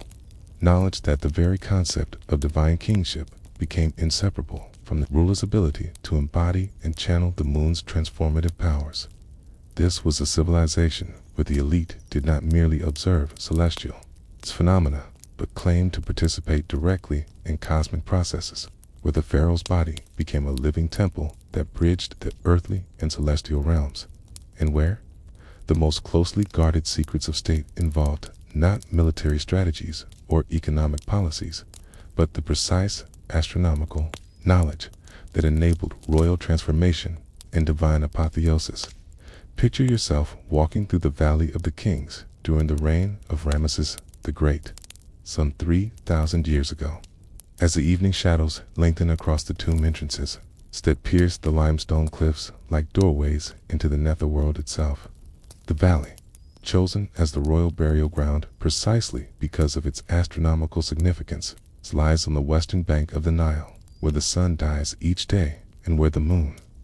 in its role as a nocturnal guide for the deceased pharaoh's soul, must navigate the treacherous passages of the underworld. Every tomb cut into these sacred cliffs represents not merely a burial place, but a cosmic vehicle designed to facilitate the pharaoh's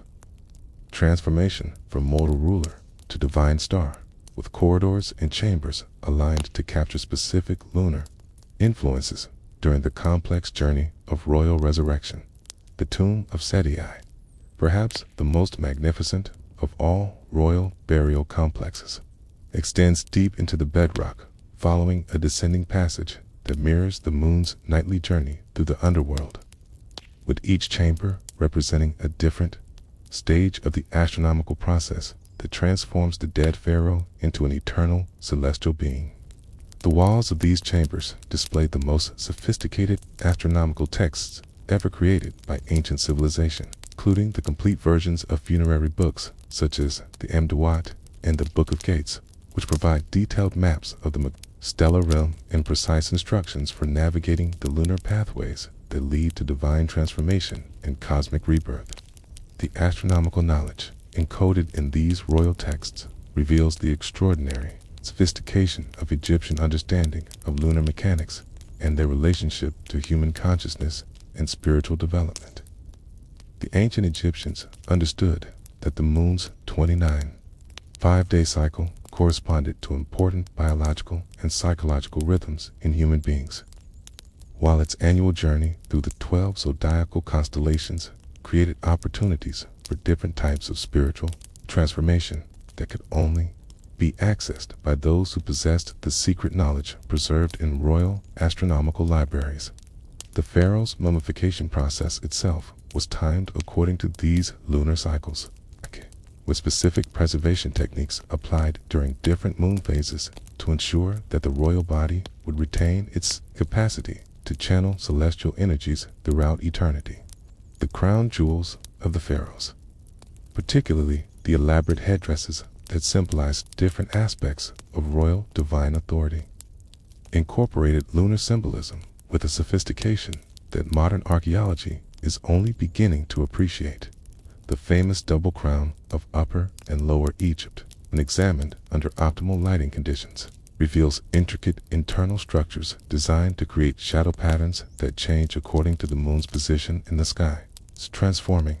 the pharaoh's appearance throughout lunar cycles, while enhancing his capacity to serve as a living focus for cosmic energies. The golden death mask of Tutankhamun, perhaps the most famous artifact of ancient Egyptian royal culture, contains hidden astronomical devices that enabled the dead pharaoh to maintain awareness of lunar positions even within the confines of his sarcophagus. The daily ritual practices that governed pharaonic life reflected this integration of royal authority with lunar astronomical knowledge, with the pharaoh's schedule carefully coordinated to maximize his receptivity to beneficial celestial influences, while protecting him from the malevolent cosmic forces that were believed to threaten royal divine status. The morning toilet of the pharaoh involved elaborate procedures for cleansing and anointing the royal body with oils and perfumes, whose compositions varied according to lunar phases, while the evening ceremonies that prepared the pharaoh for sleep included astronomical observations and meditative practices that maintained his connection to cosmic forces throughout the vulnerable hours of night. The pharaoh's diet followed lunar principles that differed dramatically from the eating habits of ordinary Egyptians, with specific foods prescribed for different moon phases to enhance the royal body's capacity to channel celestial energies, while maintaining the physical health necessary for performing the demanding ceremonies that constituted pharaonic religious duties. During the new moon, when lunar influence was at its minimum, the pharaoh consumed foods associated with solar energy and active yang principles, including red meats, spiced wines, and grain products that would strengthen his connection to the daylight world of political authority and administrative responsibility. During the full moon, when lunar forces reached their peak intensity, the royal diet shifted toward foods associated with receptive yin principles, including white fish, dairy products, and fruits that would enhance his capacity for prophetic vision and mystical communion with cosmic deities. The architectural design of royal palaces and temple complexes reflected this sophisticated understanding of how built environments could be used to focus and amplify lunar influences, with courtyards, chambers, and corridors precisely oriented to capture moonlight during specific phases while filtering out disruptive solar energies that might interfere with lunar practices. The Great Temple Complex at Karnak's construction and renovation spanned over 2,000 years of Iranic history. It functions as a massive astronomical instrument designed to track lunar cycles while creating optimal conditions for the royal ceremonies that maintained cosmic balance throughout the Egyptian realm. The pharmacological knowledge that supported these royal medical practices included understanding of how lunar phases affect the potency of medicinal plants and the optimal timing for harvesting, preparing, and administering therapeutic substances. The royal pharmacies maintained gardens of healing plants that were cultivated according to lunar agricultural principles, with different species planted, tended, and harvested during specific moon phases to maximize their medicinal effectiveness. The preparation of royal medicines involved complex procedures that coordinated chemical extraction processes with astronomical timing, creating therapeutic compounds whose potency was enhanced by their alignment with cosmic rhythms. The mathematical analysis of surviving Egyptian astronomical texts using modern computational techniques has revealed the extraordinary precision of royal lunar calculations and the sophisticated theoretical frameworks that enabled Egyptian astronomers to predict complex celestial phenomena while developing practical applications for agricultural, medical, and political purposes. The discovery that Egyptian astronomical texts contain accurate descriptions of lunar orbital irregularities and long-term cyclical variations demonstrates mathematical sophistication that challenges modern assumptions about the capabilities of ancient civilizations, while suggesting that some aspects of Egyptian astronomical knowledge may have exceeded the achievements of classical Greek and Roman science. The ethical implications of Egyptian royal lunar practices raise important questions about the relationship between political authority and cosmic knowledge, particularly regarding the ways that astronomical information was used to legitimize social hierarchies while restricting access to cosmic wisdom based on birth and social status. The concentration of lunar knowledge within royal and priestly elites created systems of spiritual authority that supported political power while limiting the broader population's access to astronomical understanding that might have enhanced their own spiritual development and practical capabilities. These historical patterns continue to influence contemporary discussions about the key democratization of scientific knowledge and the responsibility of educational institutions to provide equitable, access to cosmic understanding. From the golden corridors of pharaonic power, let us now descend into the humble dwellings of common people across the ancient world, where we discover a parallel universe of lunar understanding that flourished in the shadows of elite knowledge systems, creating rich traditions of folk wisdom that preserved essential astronomical insights while adapting cosmic principles to the team's practical needs of daily survival. Here, in the mud brick houses of Egyptian farmers, the wooden huts of Celtic villagers, the stone cottages of Roman peasants, and the bamboo shelters of Chinese laborers, we encounter forms of lunar knowledge that were often more directly connected to natural rhythms and biological cycles than the elaborate ceremonial systems of royal courts, yet which possessed their own sophisticated understanding of cosmic influences and their own powerful methods for harmonizing human activities with celestial forces that govern the fundamental processes of life, death, and renewal. Picture yourself entering a modest farmhouse on the outskirts of ancient Memphis during the reign of Amenhotep III, where a farmer's family rises before dawn to begin their daily work in the fertile fields that stretch along the Nile's eastern bank. The contrast with the pharaoh's palace, visible in the distance as a glittering complex of golden buildings and towering obelisks, could hardly be more dramatic. Yet this humble dwelling contains its own treasury of lunar knowledge that has been passed down through countless generations of farming families who have learned to read the moon's messages with skills that rival those of royal astronomers.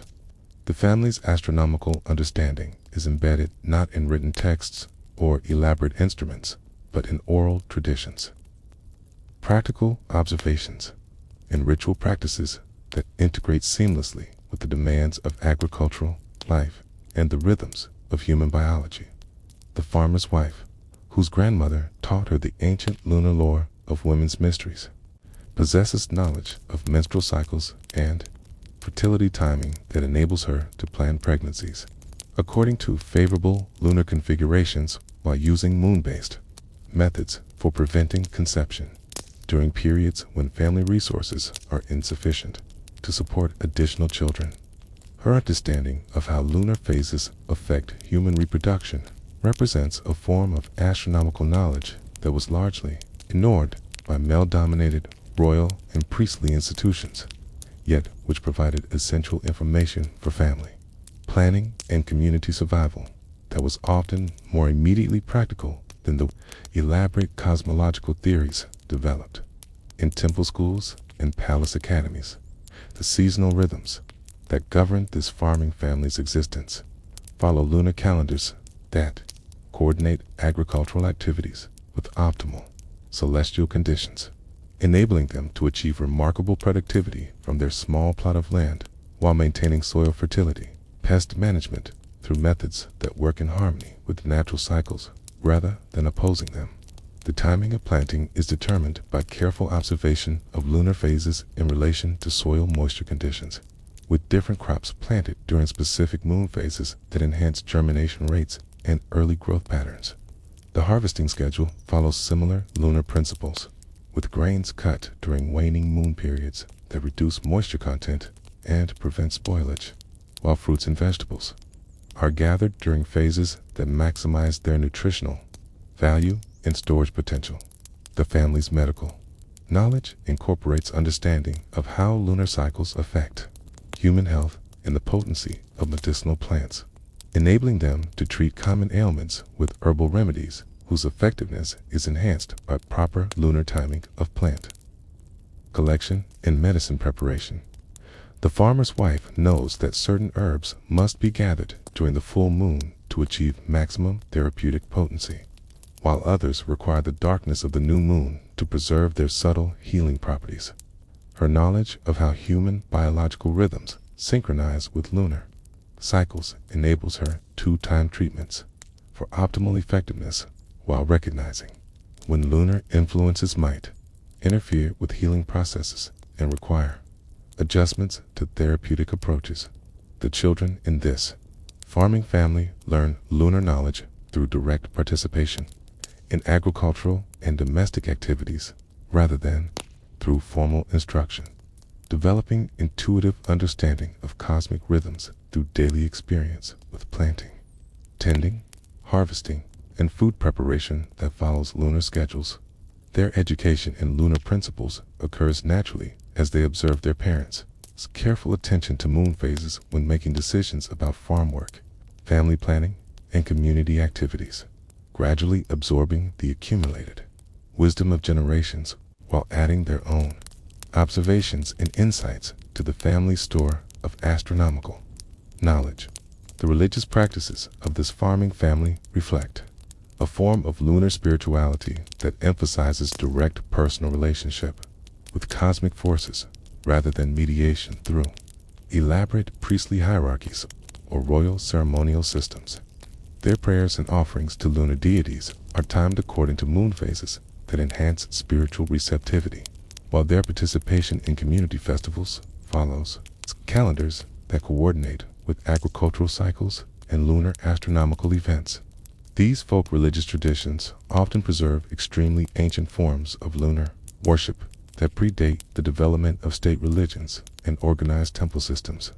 maintaining connections to prehistoric spiritual practices that treated the moon as a directly accessible source of guidance and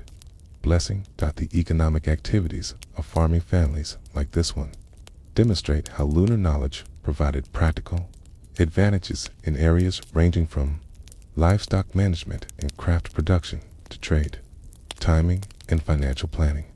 The breeding schedules for farm animals follow lunar calendars that optimize conception rates and offspring survival, while the production of dairy products, textiles, and other goods is timed according to moon phases that enhance quality and market value. The family's participation in local markets follows lunar timing that takes advantage of periodic gatherings coordinated with astronomical events, enabling them to maximize their income while minimizing travel time and transportation costs. The social organization of rural communities reflects this integration of lunar knowledge with daily life, creating networks of mutual assistance and resource sharing that operate according to cosmic rhythms rather than purely economic calculations. Community work projects such as barn raising, harvest assistance, and crab production are coordinated with lunar phases that enhance group cooperation and work efficiency, while social celebrations and marriage ceremonies follow astronomical timing that promotes harmony and prosperity for participating families. These community lunar practices create social bonds that strengthen rural societies while preserving astronomical knowledge through collective participation in cosmic observances. The contrast between elite and folk lunar traditions becomes particularly apparent when we examine how different social classes within the same civilization developed distinct approaches to understanding and applying astronomical knowledge. In ancient China, for example, while imperial astronomers developed sophisticated mathematical techniques for predicting eclipses and tracking planetary motions, rural villagers maintained parallel traditions of lunar agriculture and folk medicine that proved equally effective for their practical purposes, while requiring far less formal education and institutional support. The farmer's lunar calendar, carved into a simple wooden staff and marked with symbols that recorded the optimal timing for different agricultural activities, represented a form of astronomical instrument that was perfectly adapted to rural needs while demonstrating sophisticated understanding of cosmic cycles. The oral traditions that preserved folk lunar knowledge across generations of illiterate farming families demonstrate remarkable techniques for encoding complex astronomical information and memorable stories, songs, and ritual practices that could be transmitted accurately across centuries without written records. The lunar folklore of Celtic communities, for example, incorporated detailed observations of moon behavior and its effects on plant growth, animal behavior, and human health into narrative traditions that served simultaneously as entertainment,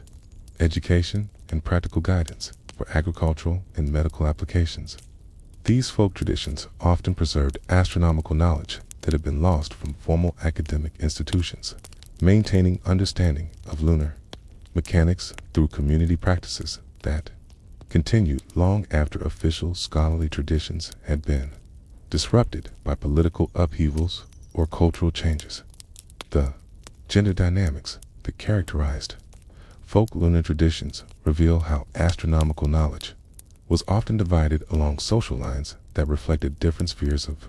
responsibility and expertise within traditional communities. Women's lunar knowledge typically focused on biological cycles, medical applications, and domestic activities, while men's astronomical understanding emphasized agricultural timing, weather prediction, and seasonal planning. However, this division of lunar knowledge often created complementary systems of understanding that provided communities with comprehensive coverage of astronomical applications while ensuring that essential cosmic wisdom was preserved through multiple channels that could survive the loss of individual practitioners or the disruption of specific knowledge. Traditions, the religious implications of these gender-based lunar traditions reflect deep cultural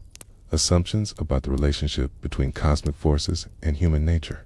with many traditional societies associating women with lunar influences and men with solar energies. This cosmic gender symbolism influenced everything from religious ceremony and spiritual practice to social organization and economic activity, creating cultural systems that treated astronomical knowledge as intimately connected to human biology and psychology,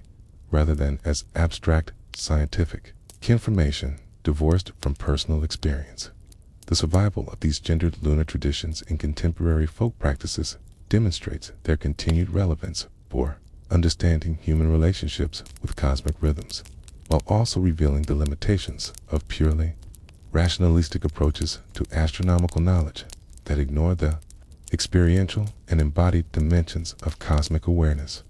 The seasonal festivals that punctuated the annual cycle of traditional communities represent perhaps the most visible manifestation of folk lunar knowledge, creating opportunities for entire populations to participate in astronomical observances while reinforcing community identity and cultural continuity. The Celtic festival of Samhain, marking the beginning of the dark half of the year when lunar influences were believed to reach their peak intensity, involved community-wide practices that demonstrated sophisticated understanding of how astronomical cycles affect human psychology and social dynamics. The timing of harvest festivals, midwinter celebrations, and spring planting ceremonies followed lunar calendars that coordinated agricultural activities with optimal celestial conditions while providing social mechanisms for sharing resources and maintaining community solidarity during challenging seasonal transitions. The architectural expressions of folk lunar knowledge appear in the design of traditional farmhouses, village layouts, and community buildings that incorporate astronomical alignments and proportional relationships derived from lunar observations. The orientation of rural dwellings often follows principles that optimize the capture of beneficial lunar influences while protecting inhabitants from malevolent cosmic forces, creating living environments that function as passive astronomical instruments while serving practical needs for shelter, storage, and family life. The traditional courtyard houses of rural China,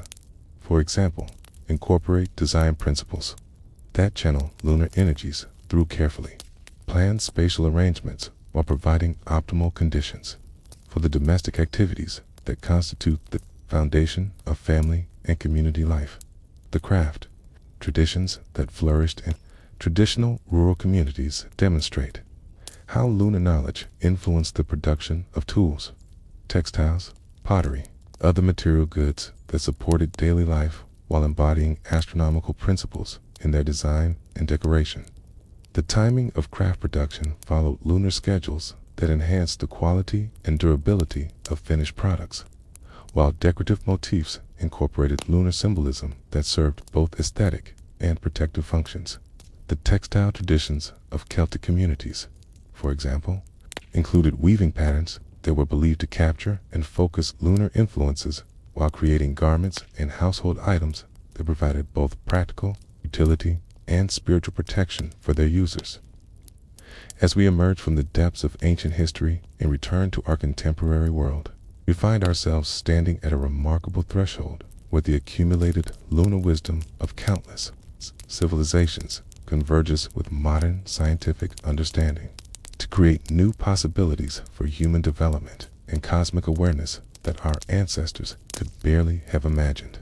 The ancient knowledge that once seemed lost forever in the ashes of burned libraries and the silence of abandoned temples has begun to resurface in unexpected ways as modern researchers rediscovered the sophisticated astronomical understanding of prehistoric peoples, while contemporary communities revive traditional practices that honor the moon's continuing influence on human life and natural systems. This renaissance of lunar consciousness represents not merely a nostalgic return to primitive beliefs, but rather a mature integration of ancient wisdom with modern knowledge that could transform our understanding of human potential and our relationship with the cosmic forces that govern all existence. Picture yourself standing in a modern observatory where sophisticated electronic instruments track the moon's position with precision that would have amazed ancient astronomers, while simultaneously participating in a meditation practice derived from traditions that stretch back to the earliest human civilizations. The computer screens that display real-time lunar data complement rather than contradict the intuitive awareness that emerges from contemplative observation of the moon's eternal dance across the star-filled sky, creating a synthesis of technological capability and spiritual insight that honors both analytical precision and experiential wisdom. This integration of ancient and modern approaches to lunar understanding represents a growing recognition that scientific knowledge and traditional wisdom can work together to enhance human comprehension of cosmic influences while serving practical needs for individual development and community well-being. The rediscovery of ancient astronomical sites has revolutionized modern understanding of prehistoric intellectual capabilities, while providing tangible evidence of sophisticated lunar knowledge that challenges conventional assumptions about the development of human civilization. The precise alignments of megalithic monuments like Stonehenge and Newgrange demonstrate that Neolithic peoples possessed mathematical and observational skills that enabled them to track complex celestial cycles with accuracy that rivals modern computational astronomy, suggesting that sophisticated scientific understanding emerged much earlier in human history than previously believed. These archaeological discoveries have prompted fundamental reconsiderations of human intellectual development, while inspiring contemporary efforts to reconstruct and apply ancient astronomical knowledge in modern contexts. The mathematical analysis of surviving ancient texts using modern computational techniques has revealed the extraordinary precision of lunar calculations developed by civilizations throughout the ancient world, from the eclipse tables of Babylonian astronomers to the calendrical systems of Maya mathematicians. The discovery that ancient astronomical texts contain accurate predictions of lunar phenomena that extend thousands of years into the future demonstrates the remarkable sophistication of traditional astronomical knowledge, while providing valuable data for contemporary researchers studying long-term celestial cycles and their terrestrial effects. This convergence of ancient wisdom and modern analysis has created new opportunities for understanding cosmic influences on human affairs, while validating traditional approaches to astronomical observation and interpretation. The contemporary revival of traditional agricultural practices that coordinate farming activities with lunar cycles has demonstrated the continued practical relevance of ancient astronomical knowledge for sustainable food production and environmental management. Modern organic farmers have rediscovered traditional techniques for timing, planting, cultivation, and harvesting according to moon phases, finding that these ancient methods often produce superior results compared to purely technological approaches that ignore cosmic rhythms. Scientific studies of lunar agricultural practices have confirmed many traditional observations about the effects of moon phases on plant growth, soil conditions, and pest behavior, providing empirical validation for folk wisdom that was previously dismissed as superstition by mainstream agricultural science. The resurgence of interest in traditional medicine has led to renewed investigation of how lunar cycles affect human health and the effectiveness of therapeutic interventions, with contemporary medical researchers confirming many aspects of ancient understanding about the relationship between celestial rhythms and biological processes. Studies of surgical outcomes, medication effectiveness, and healing rates have revealed statistically significant correlations with lunar phases,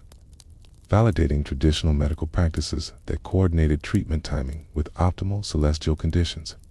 The integration of lunar timing with modern medical techniques has created new therapeutic approaches that combine technological precision with cosmic awareness, demonstrating how ancient wisdom can enhance rather than compete with contemporary scientific methods.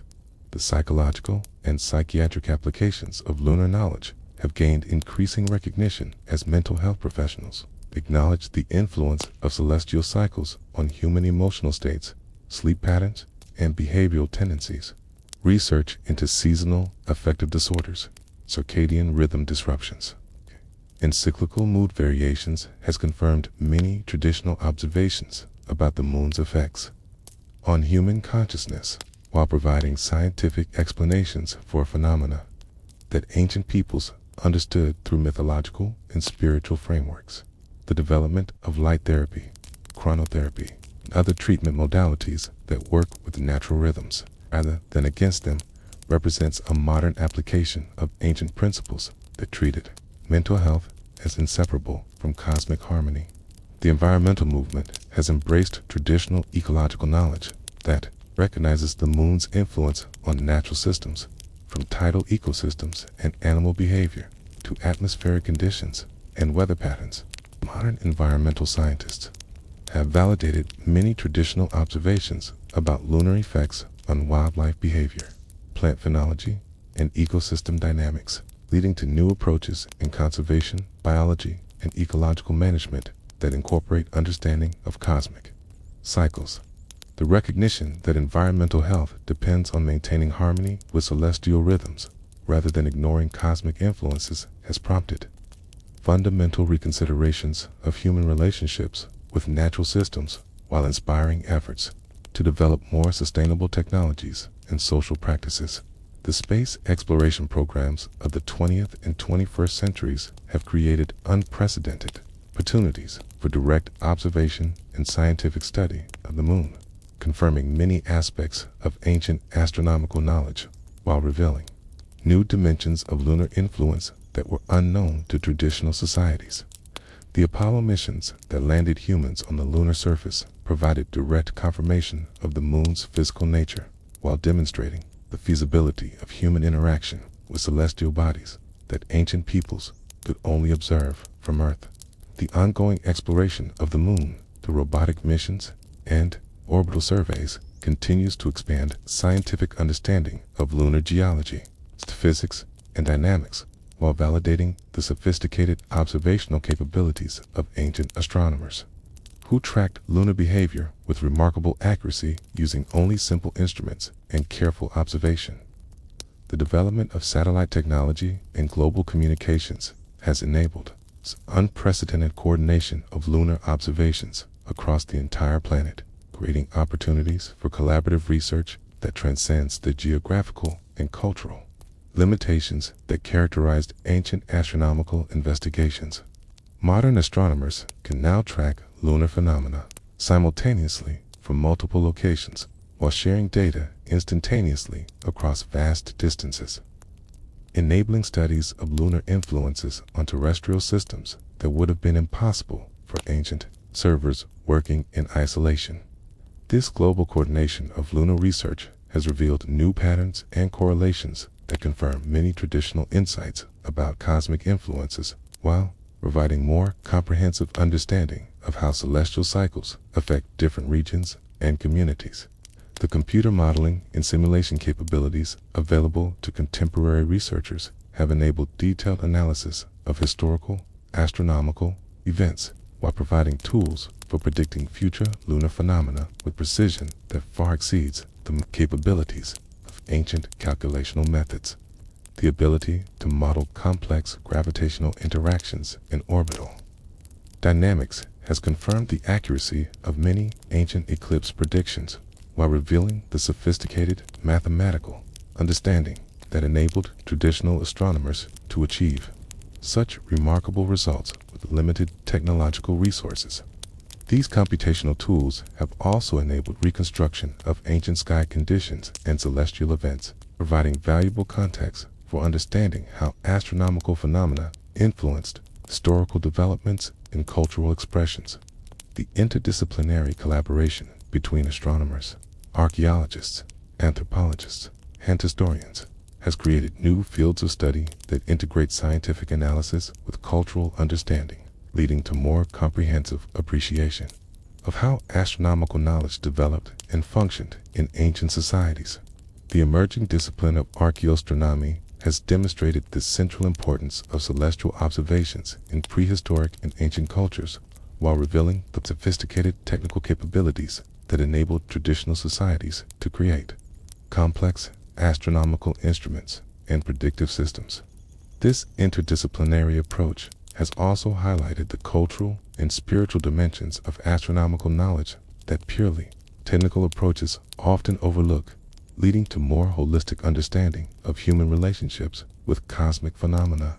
The preservation and documentation of surviving traditional astronomical knowledge has become an urgent priority as modernization and globalization threaten the continuity of indigenous wisdom traditions that preserve unique insights into lunar influences in cosmic cycles. Ethnographic studies of traditional communities that maintain ancient astronomical practices have revealed the remarkable sophistication of oral traditions that encode complex technical information while serving religious,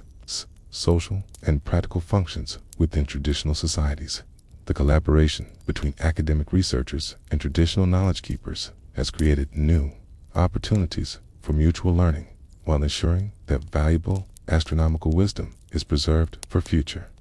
generations. The educational applications of traditional lunar knowledge have inspired innovative approaches to science teaching that combine analytical instruction with experiential learning, creating more engaging and effective methods for conveying astronomical concepts while honoring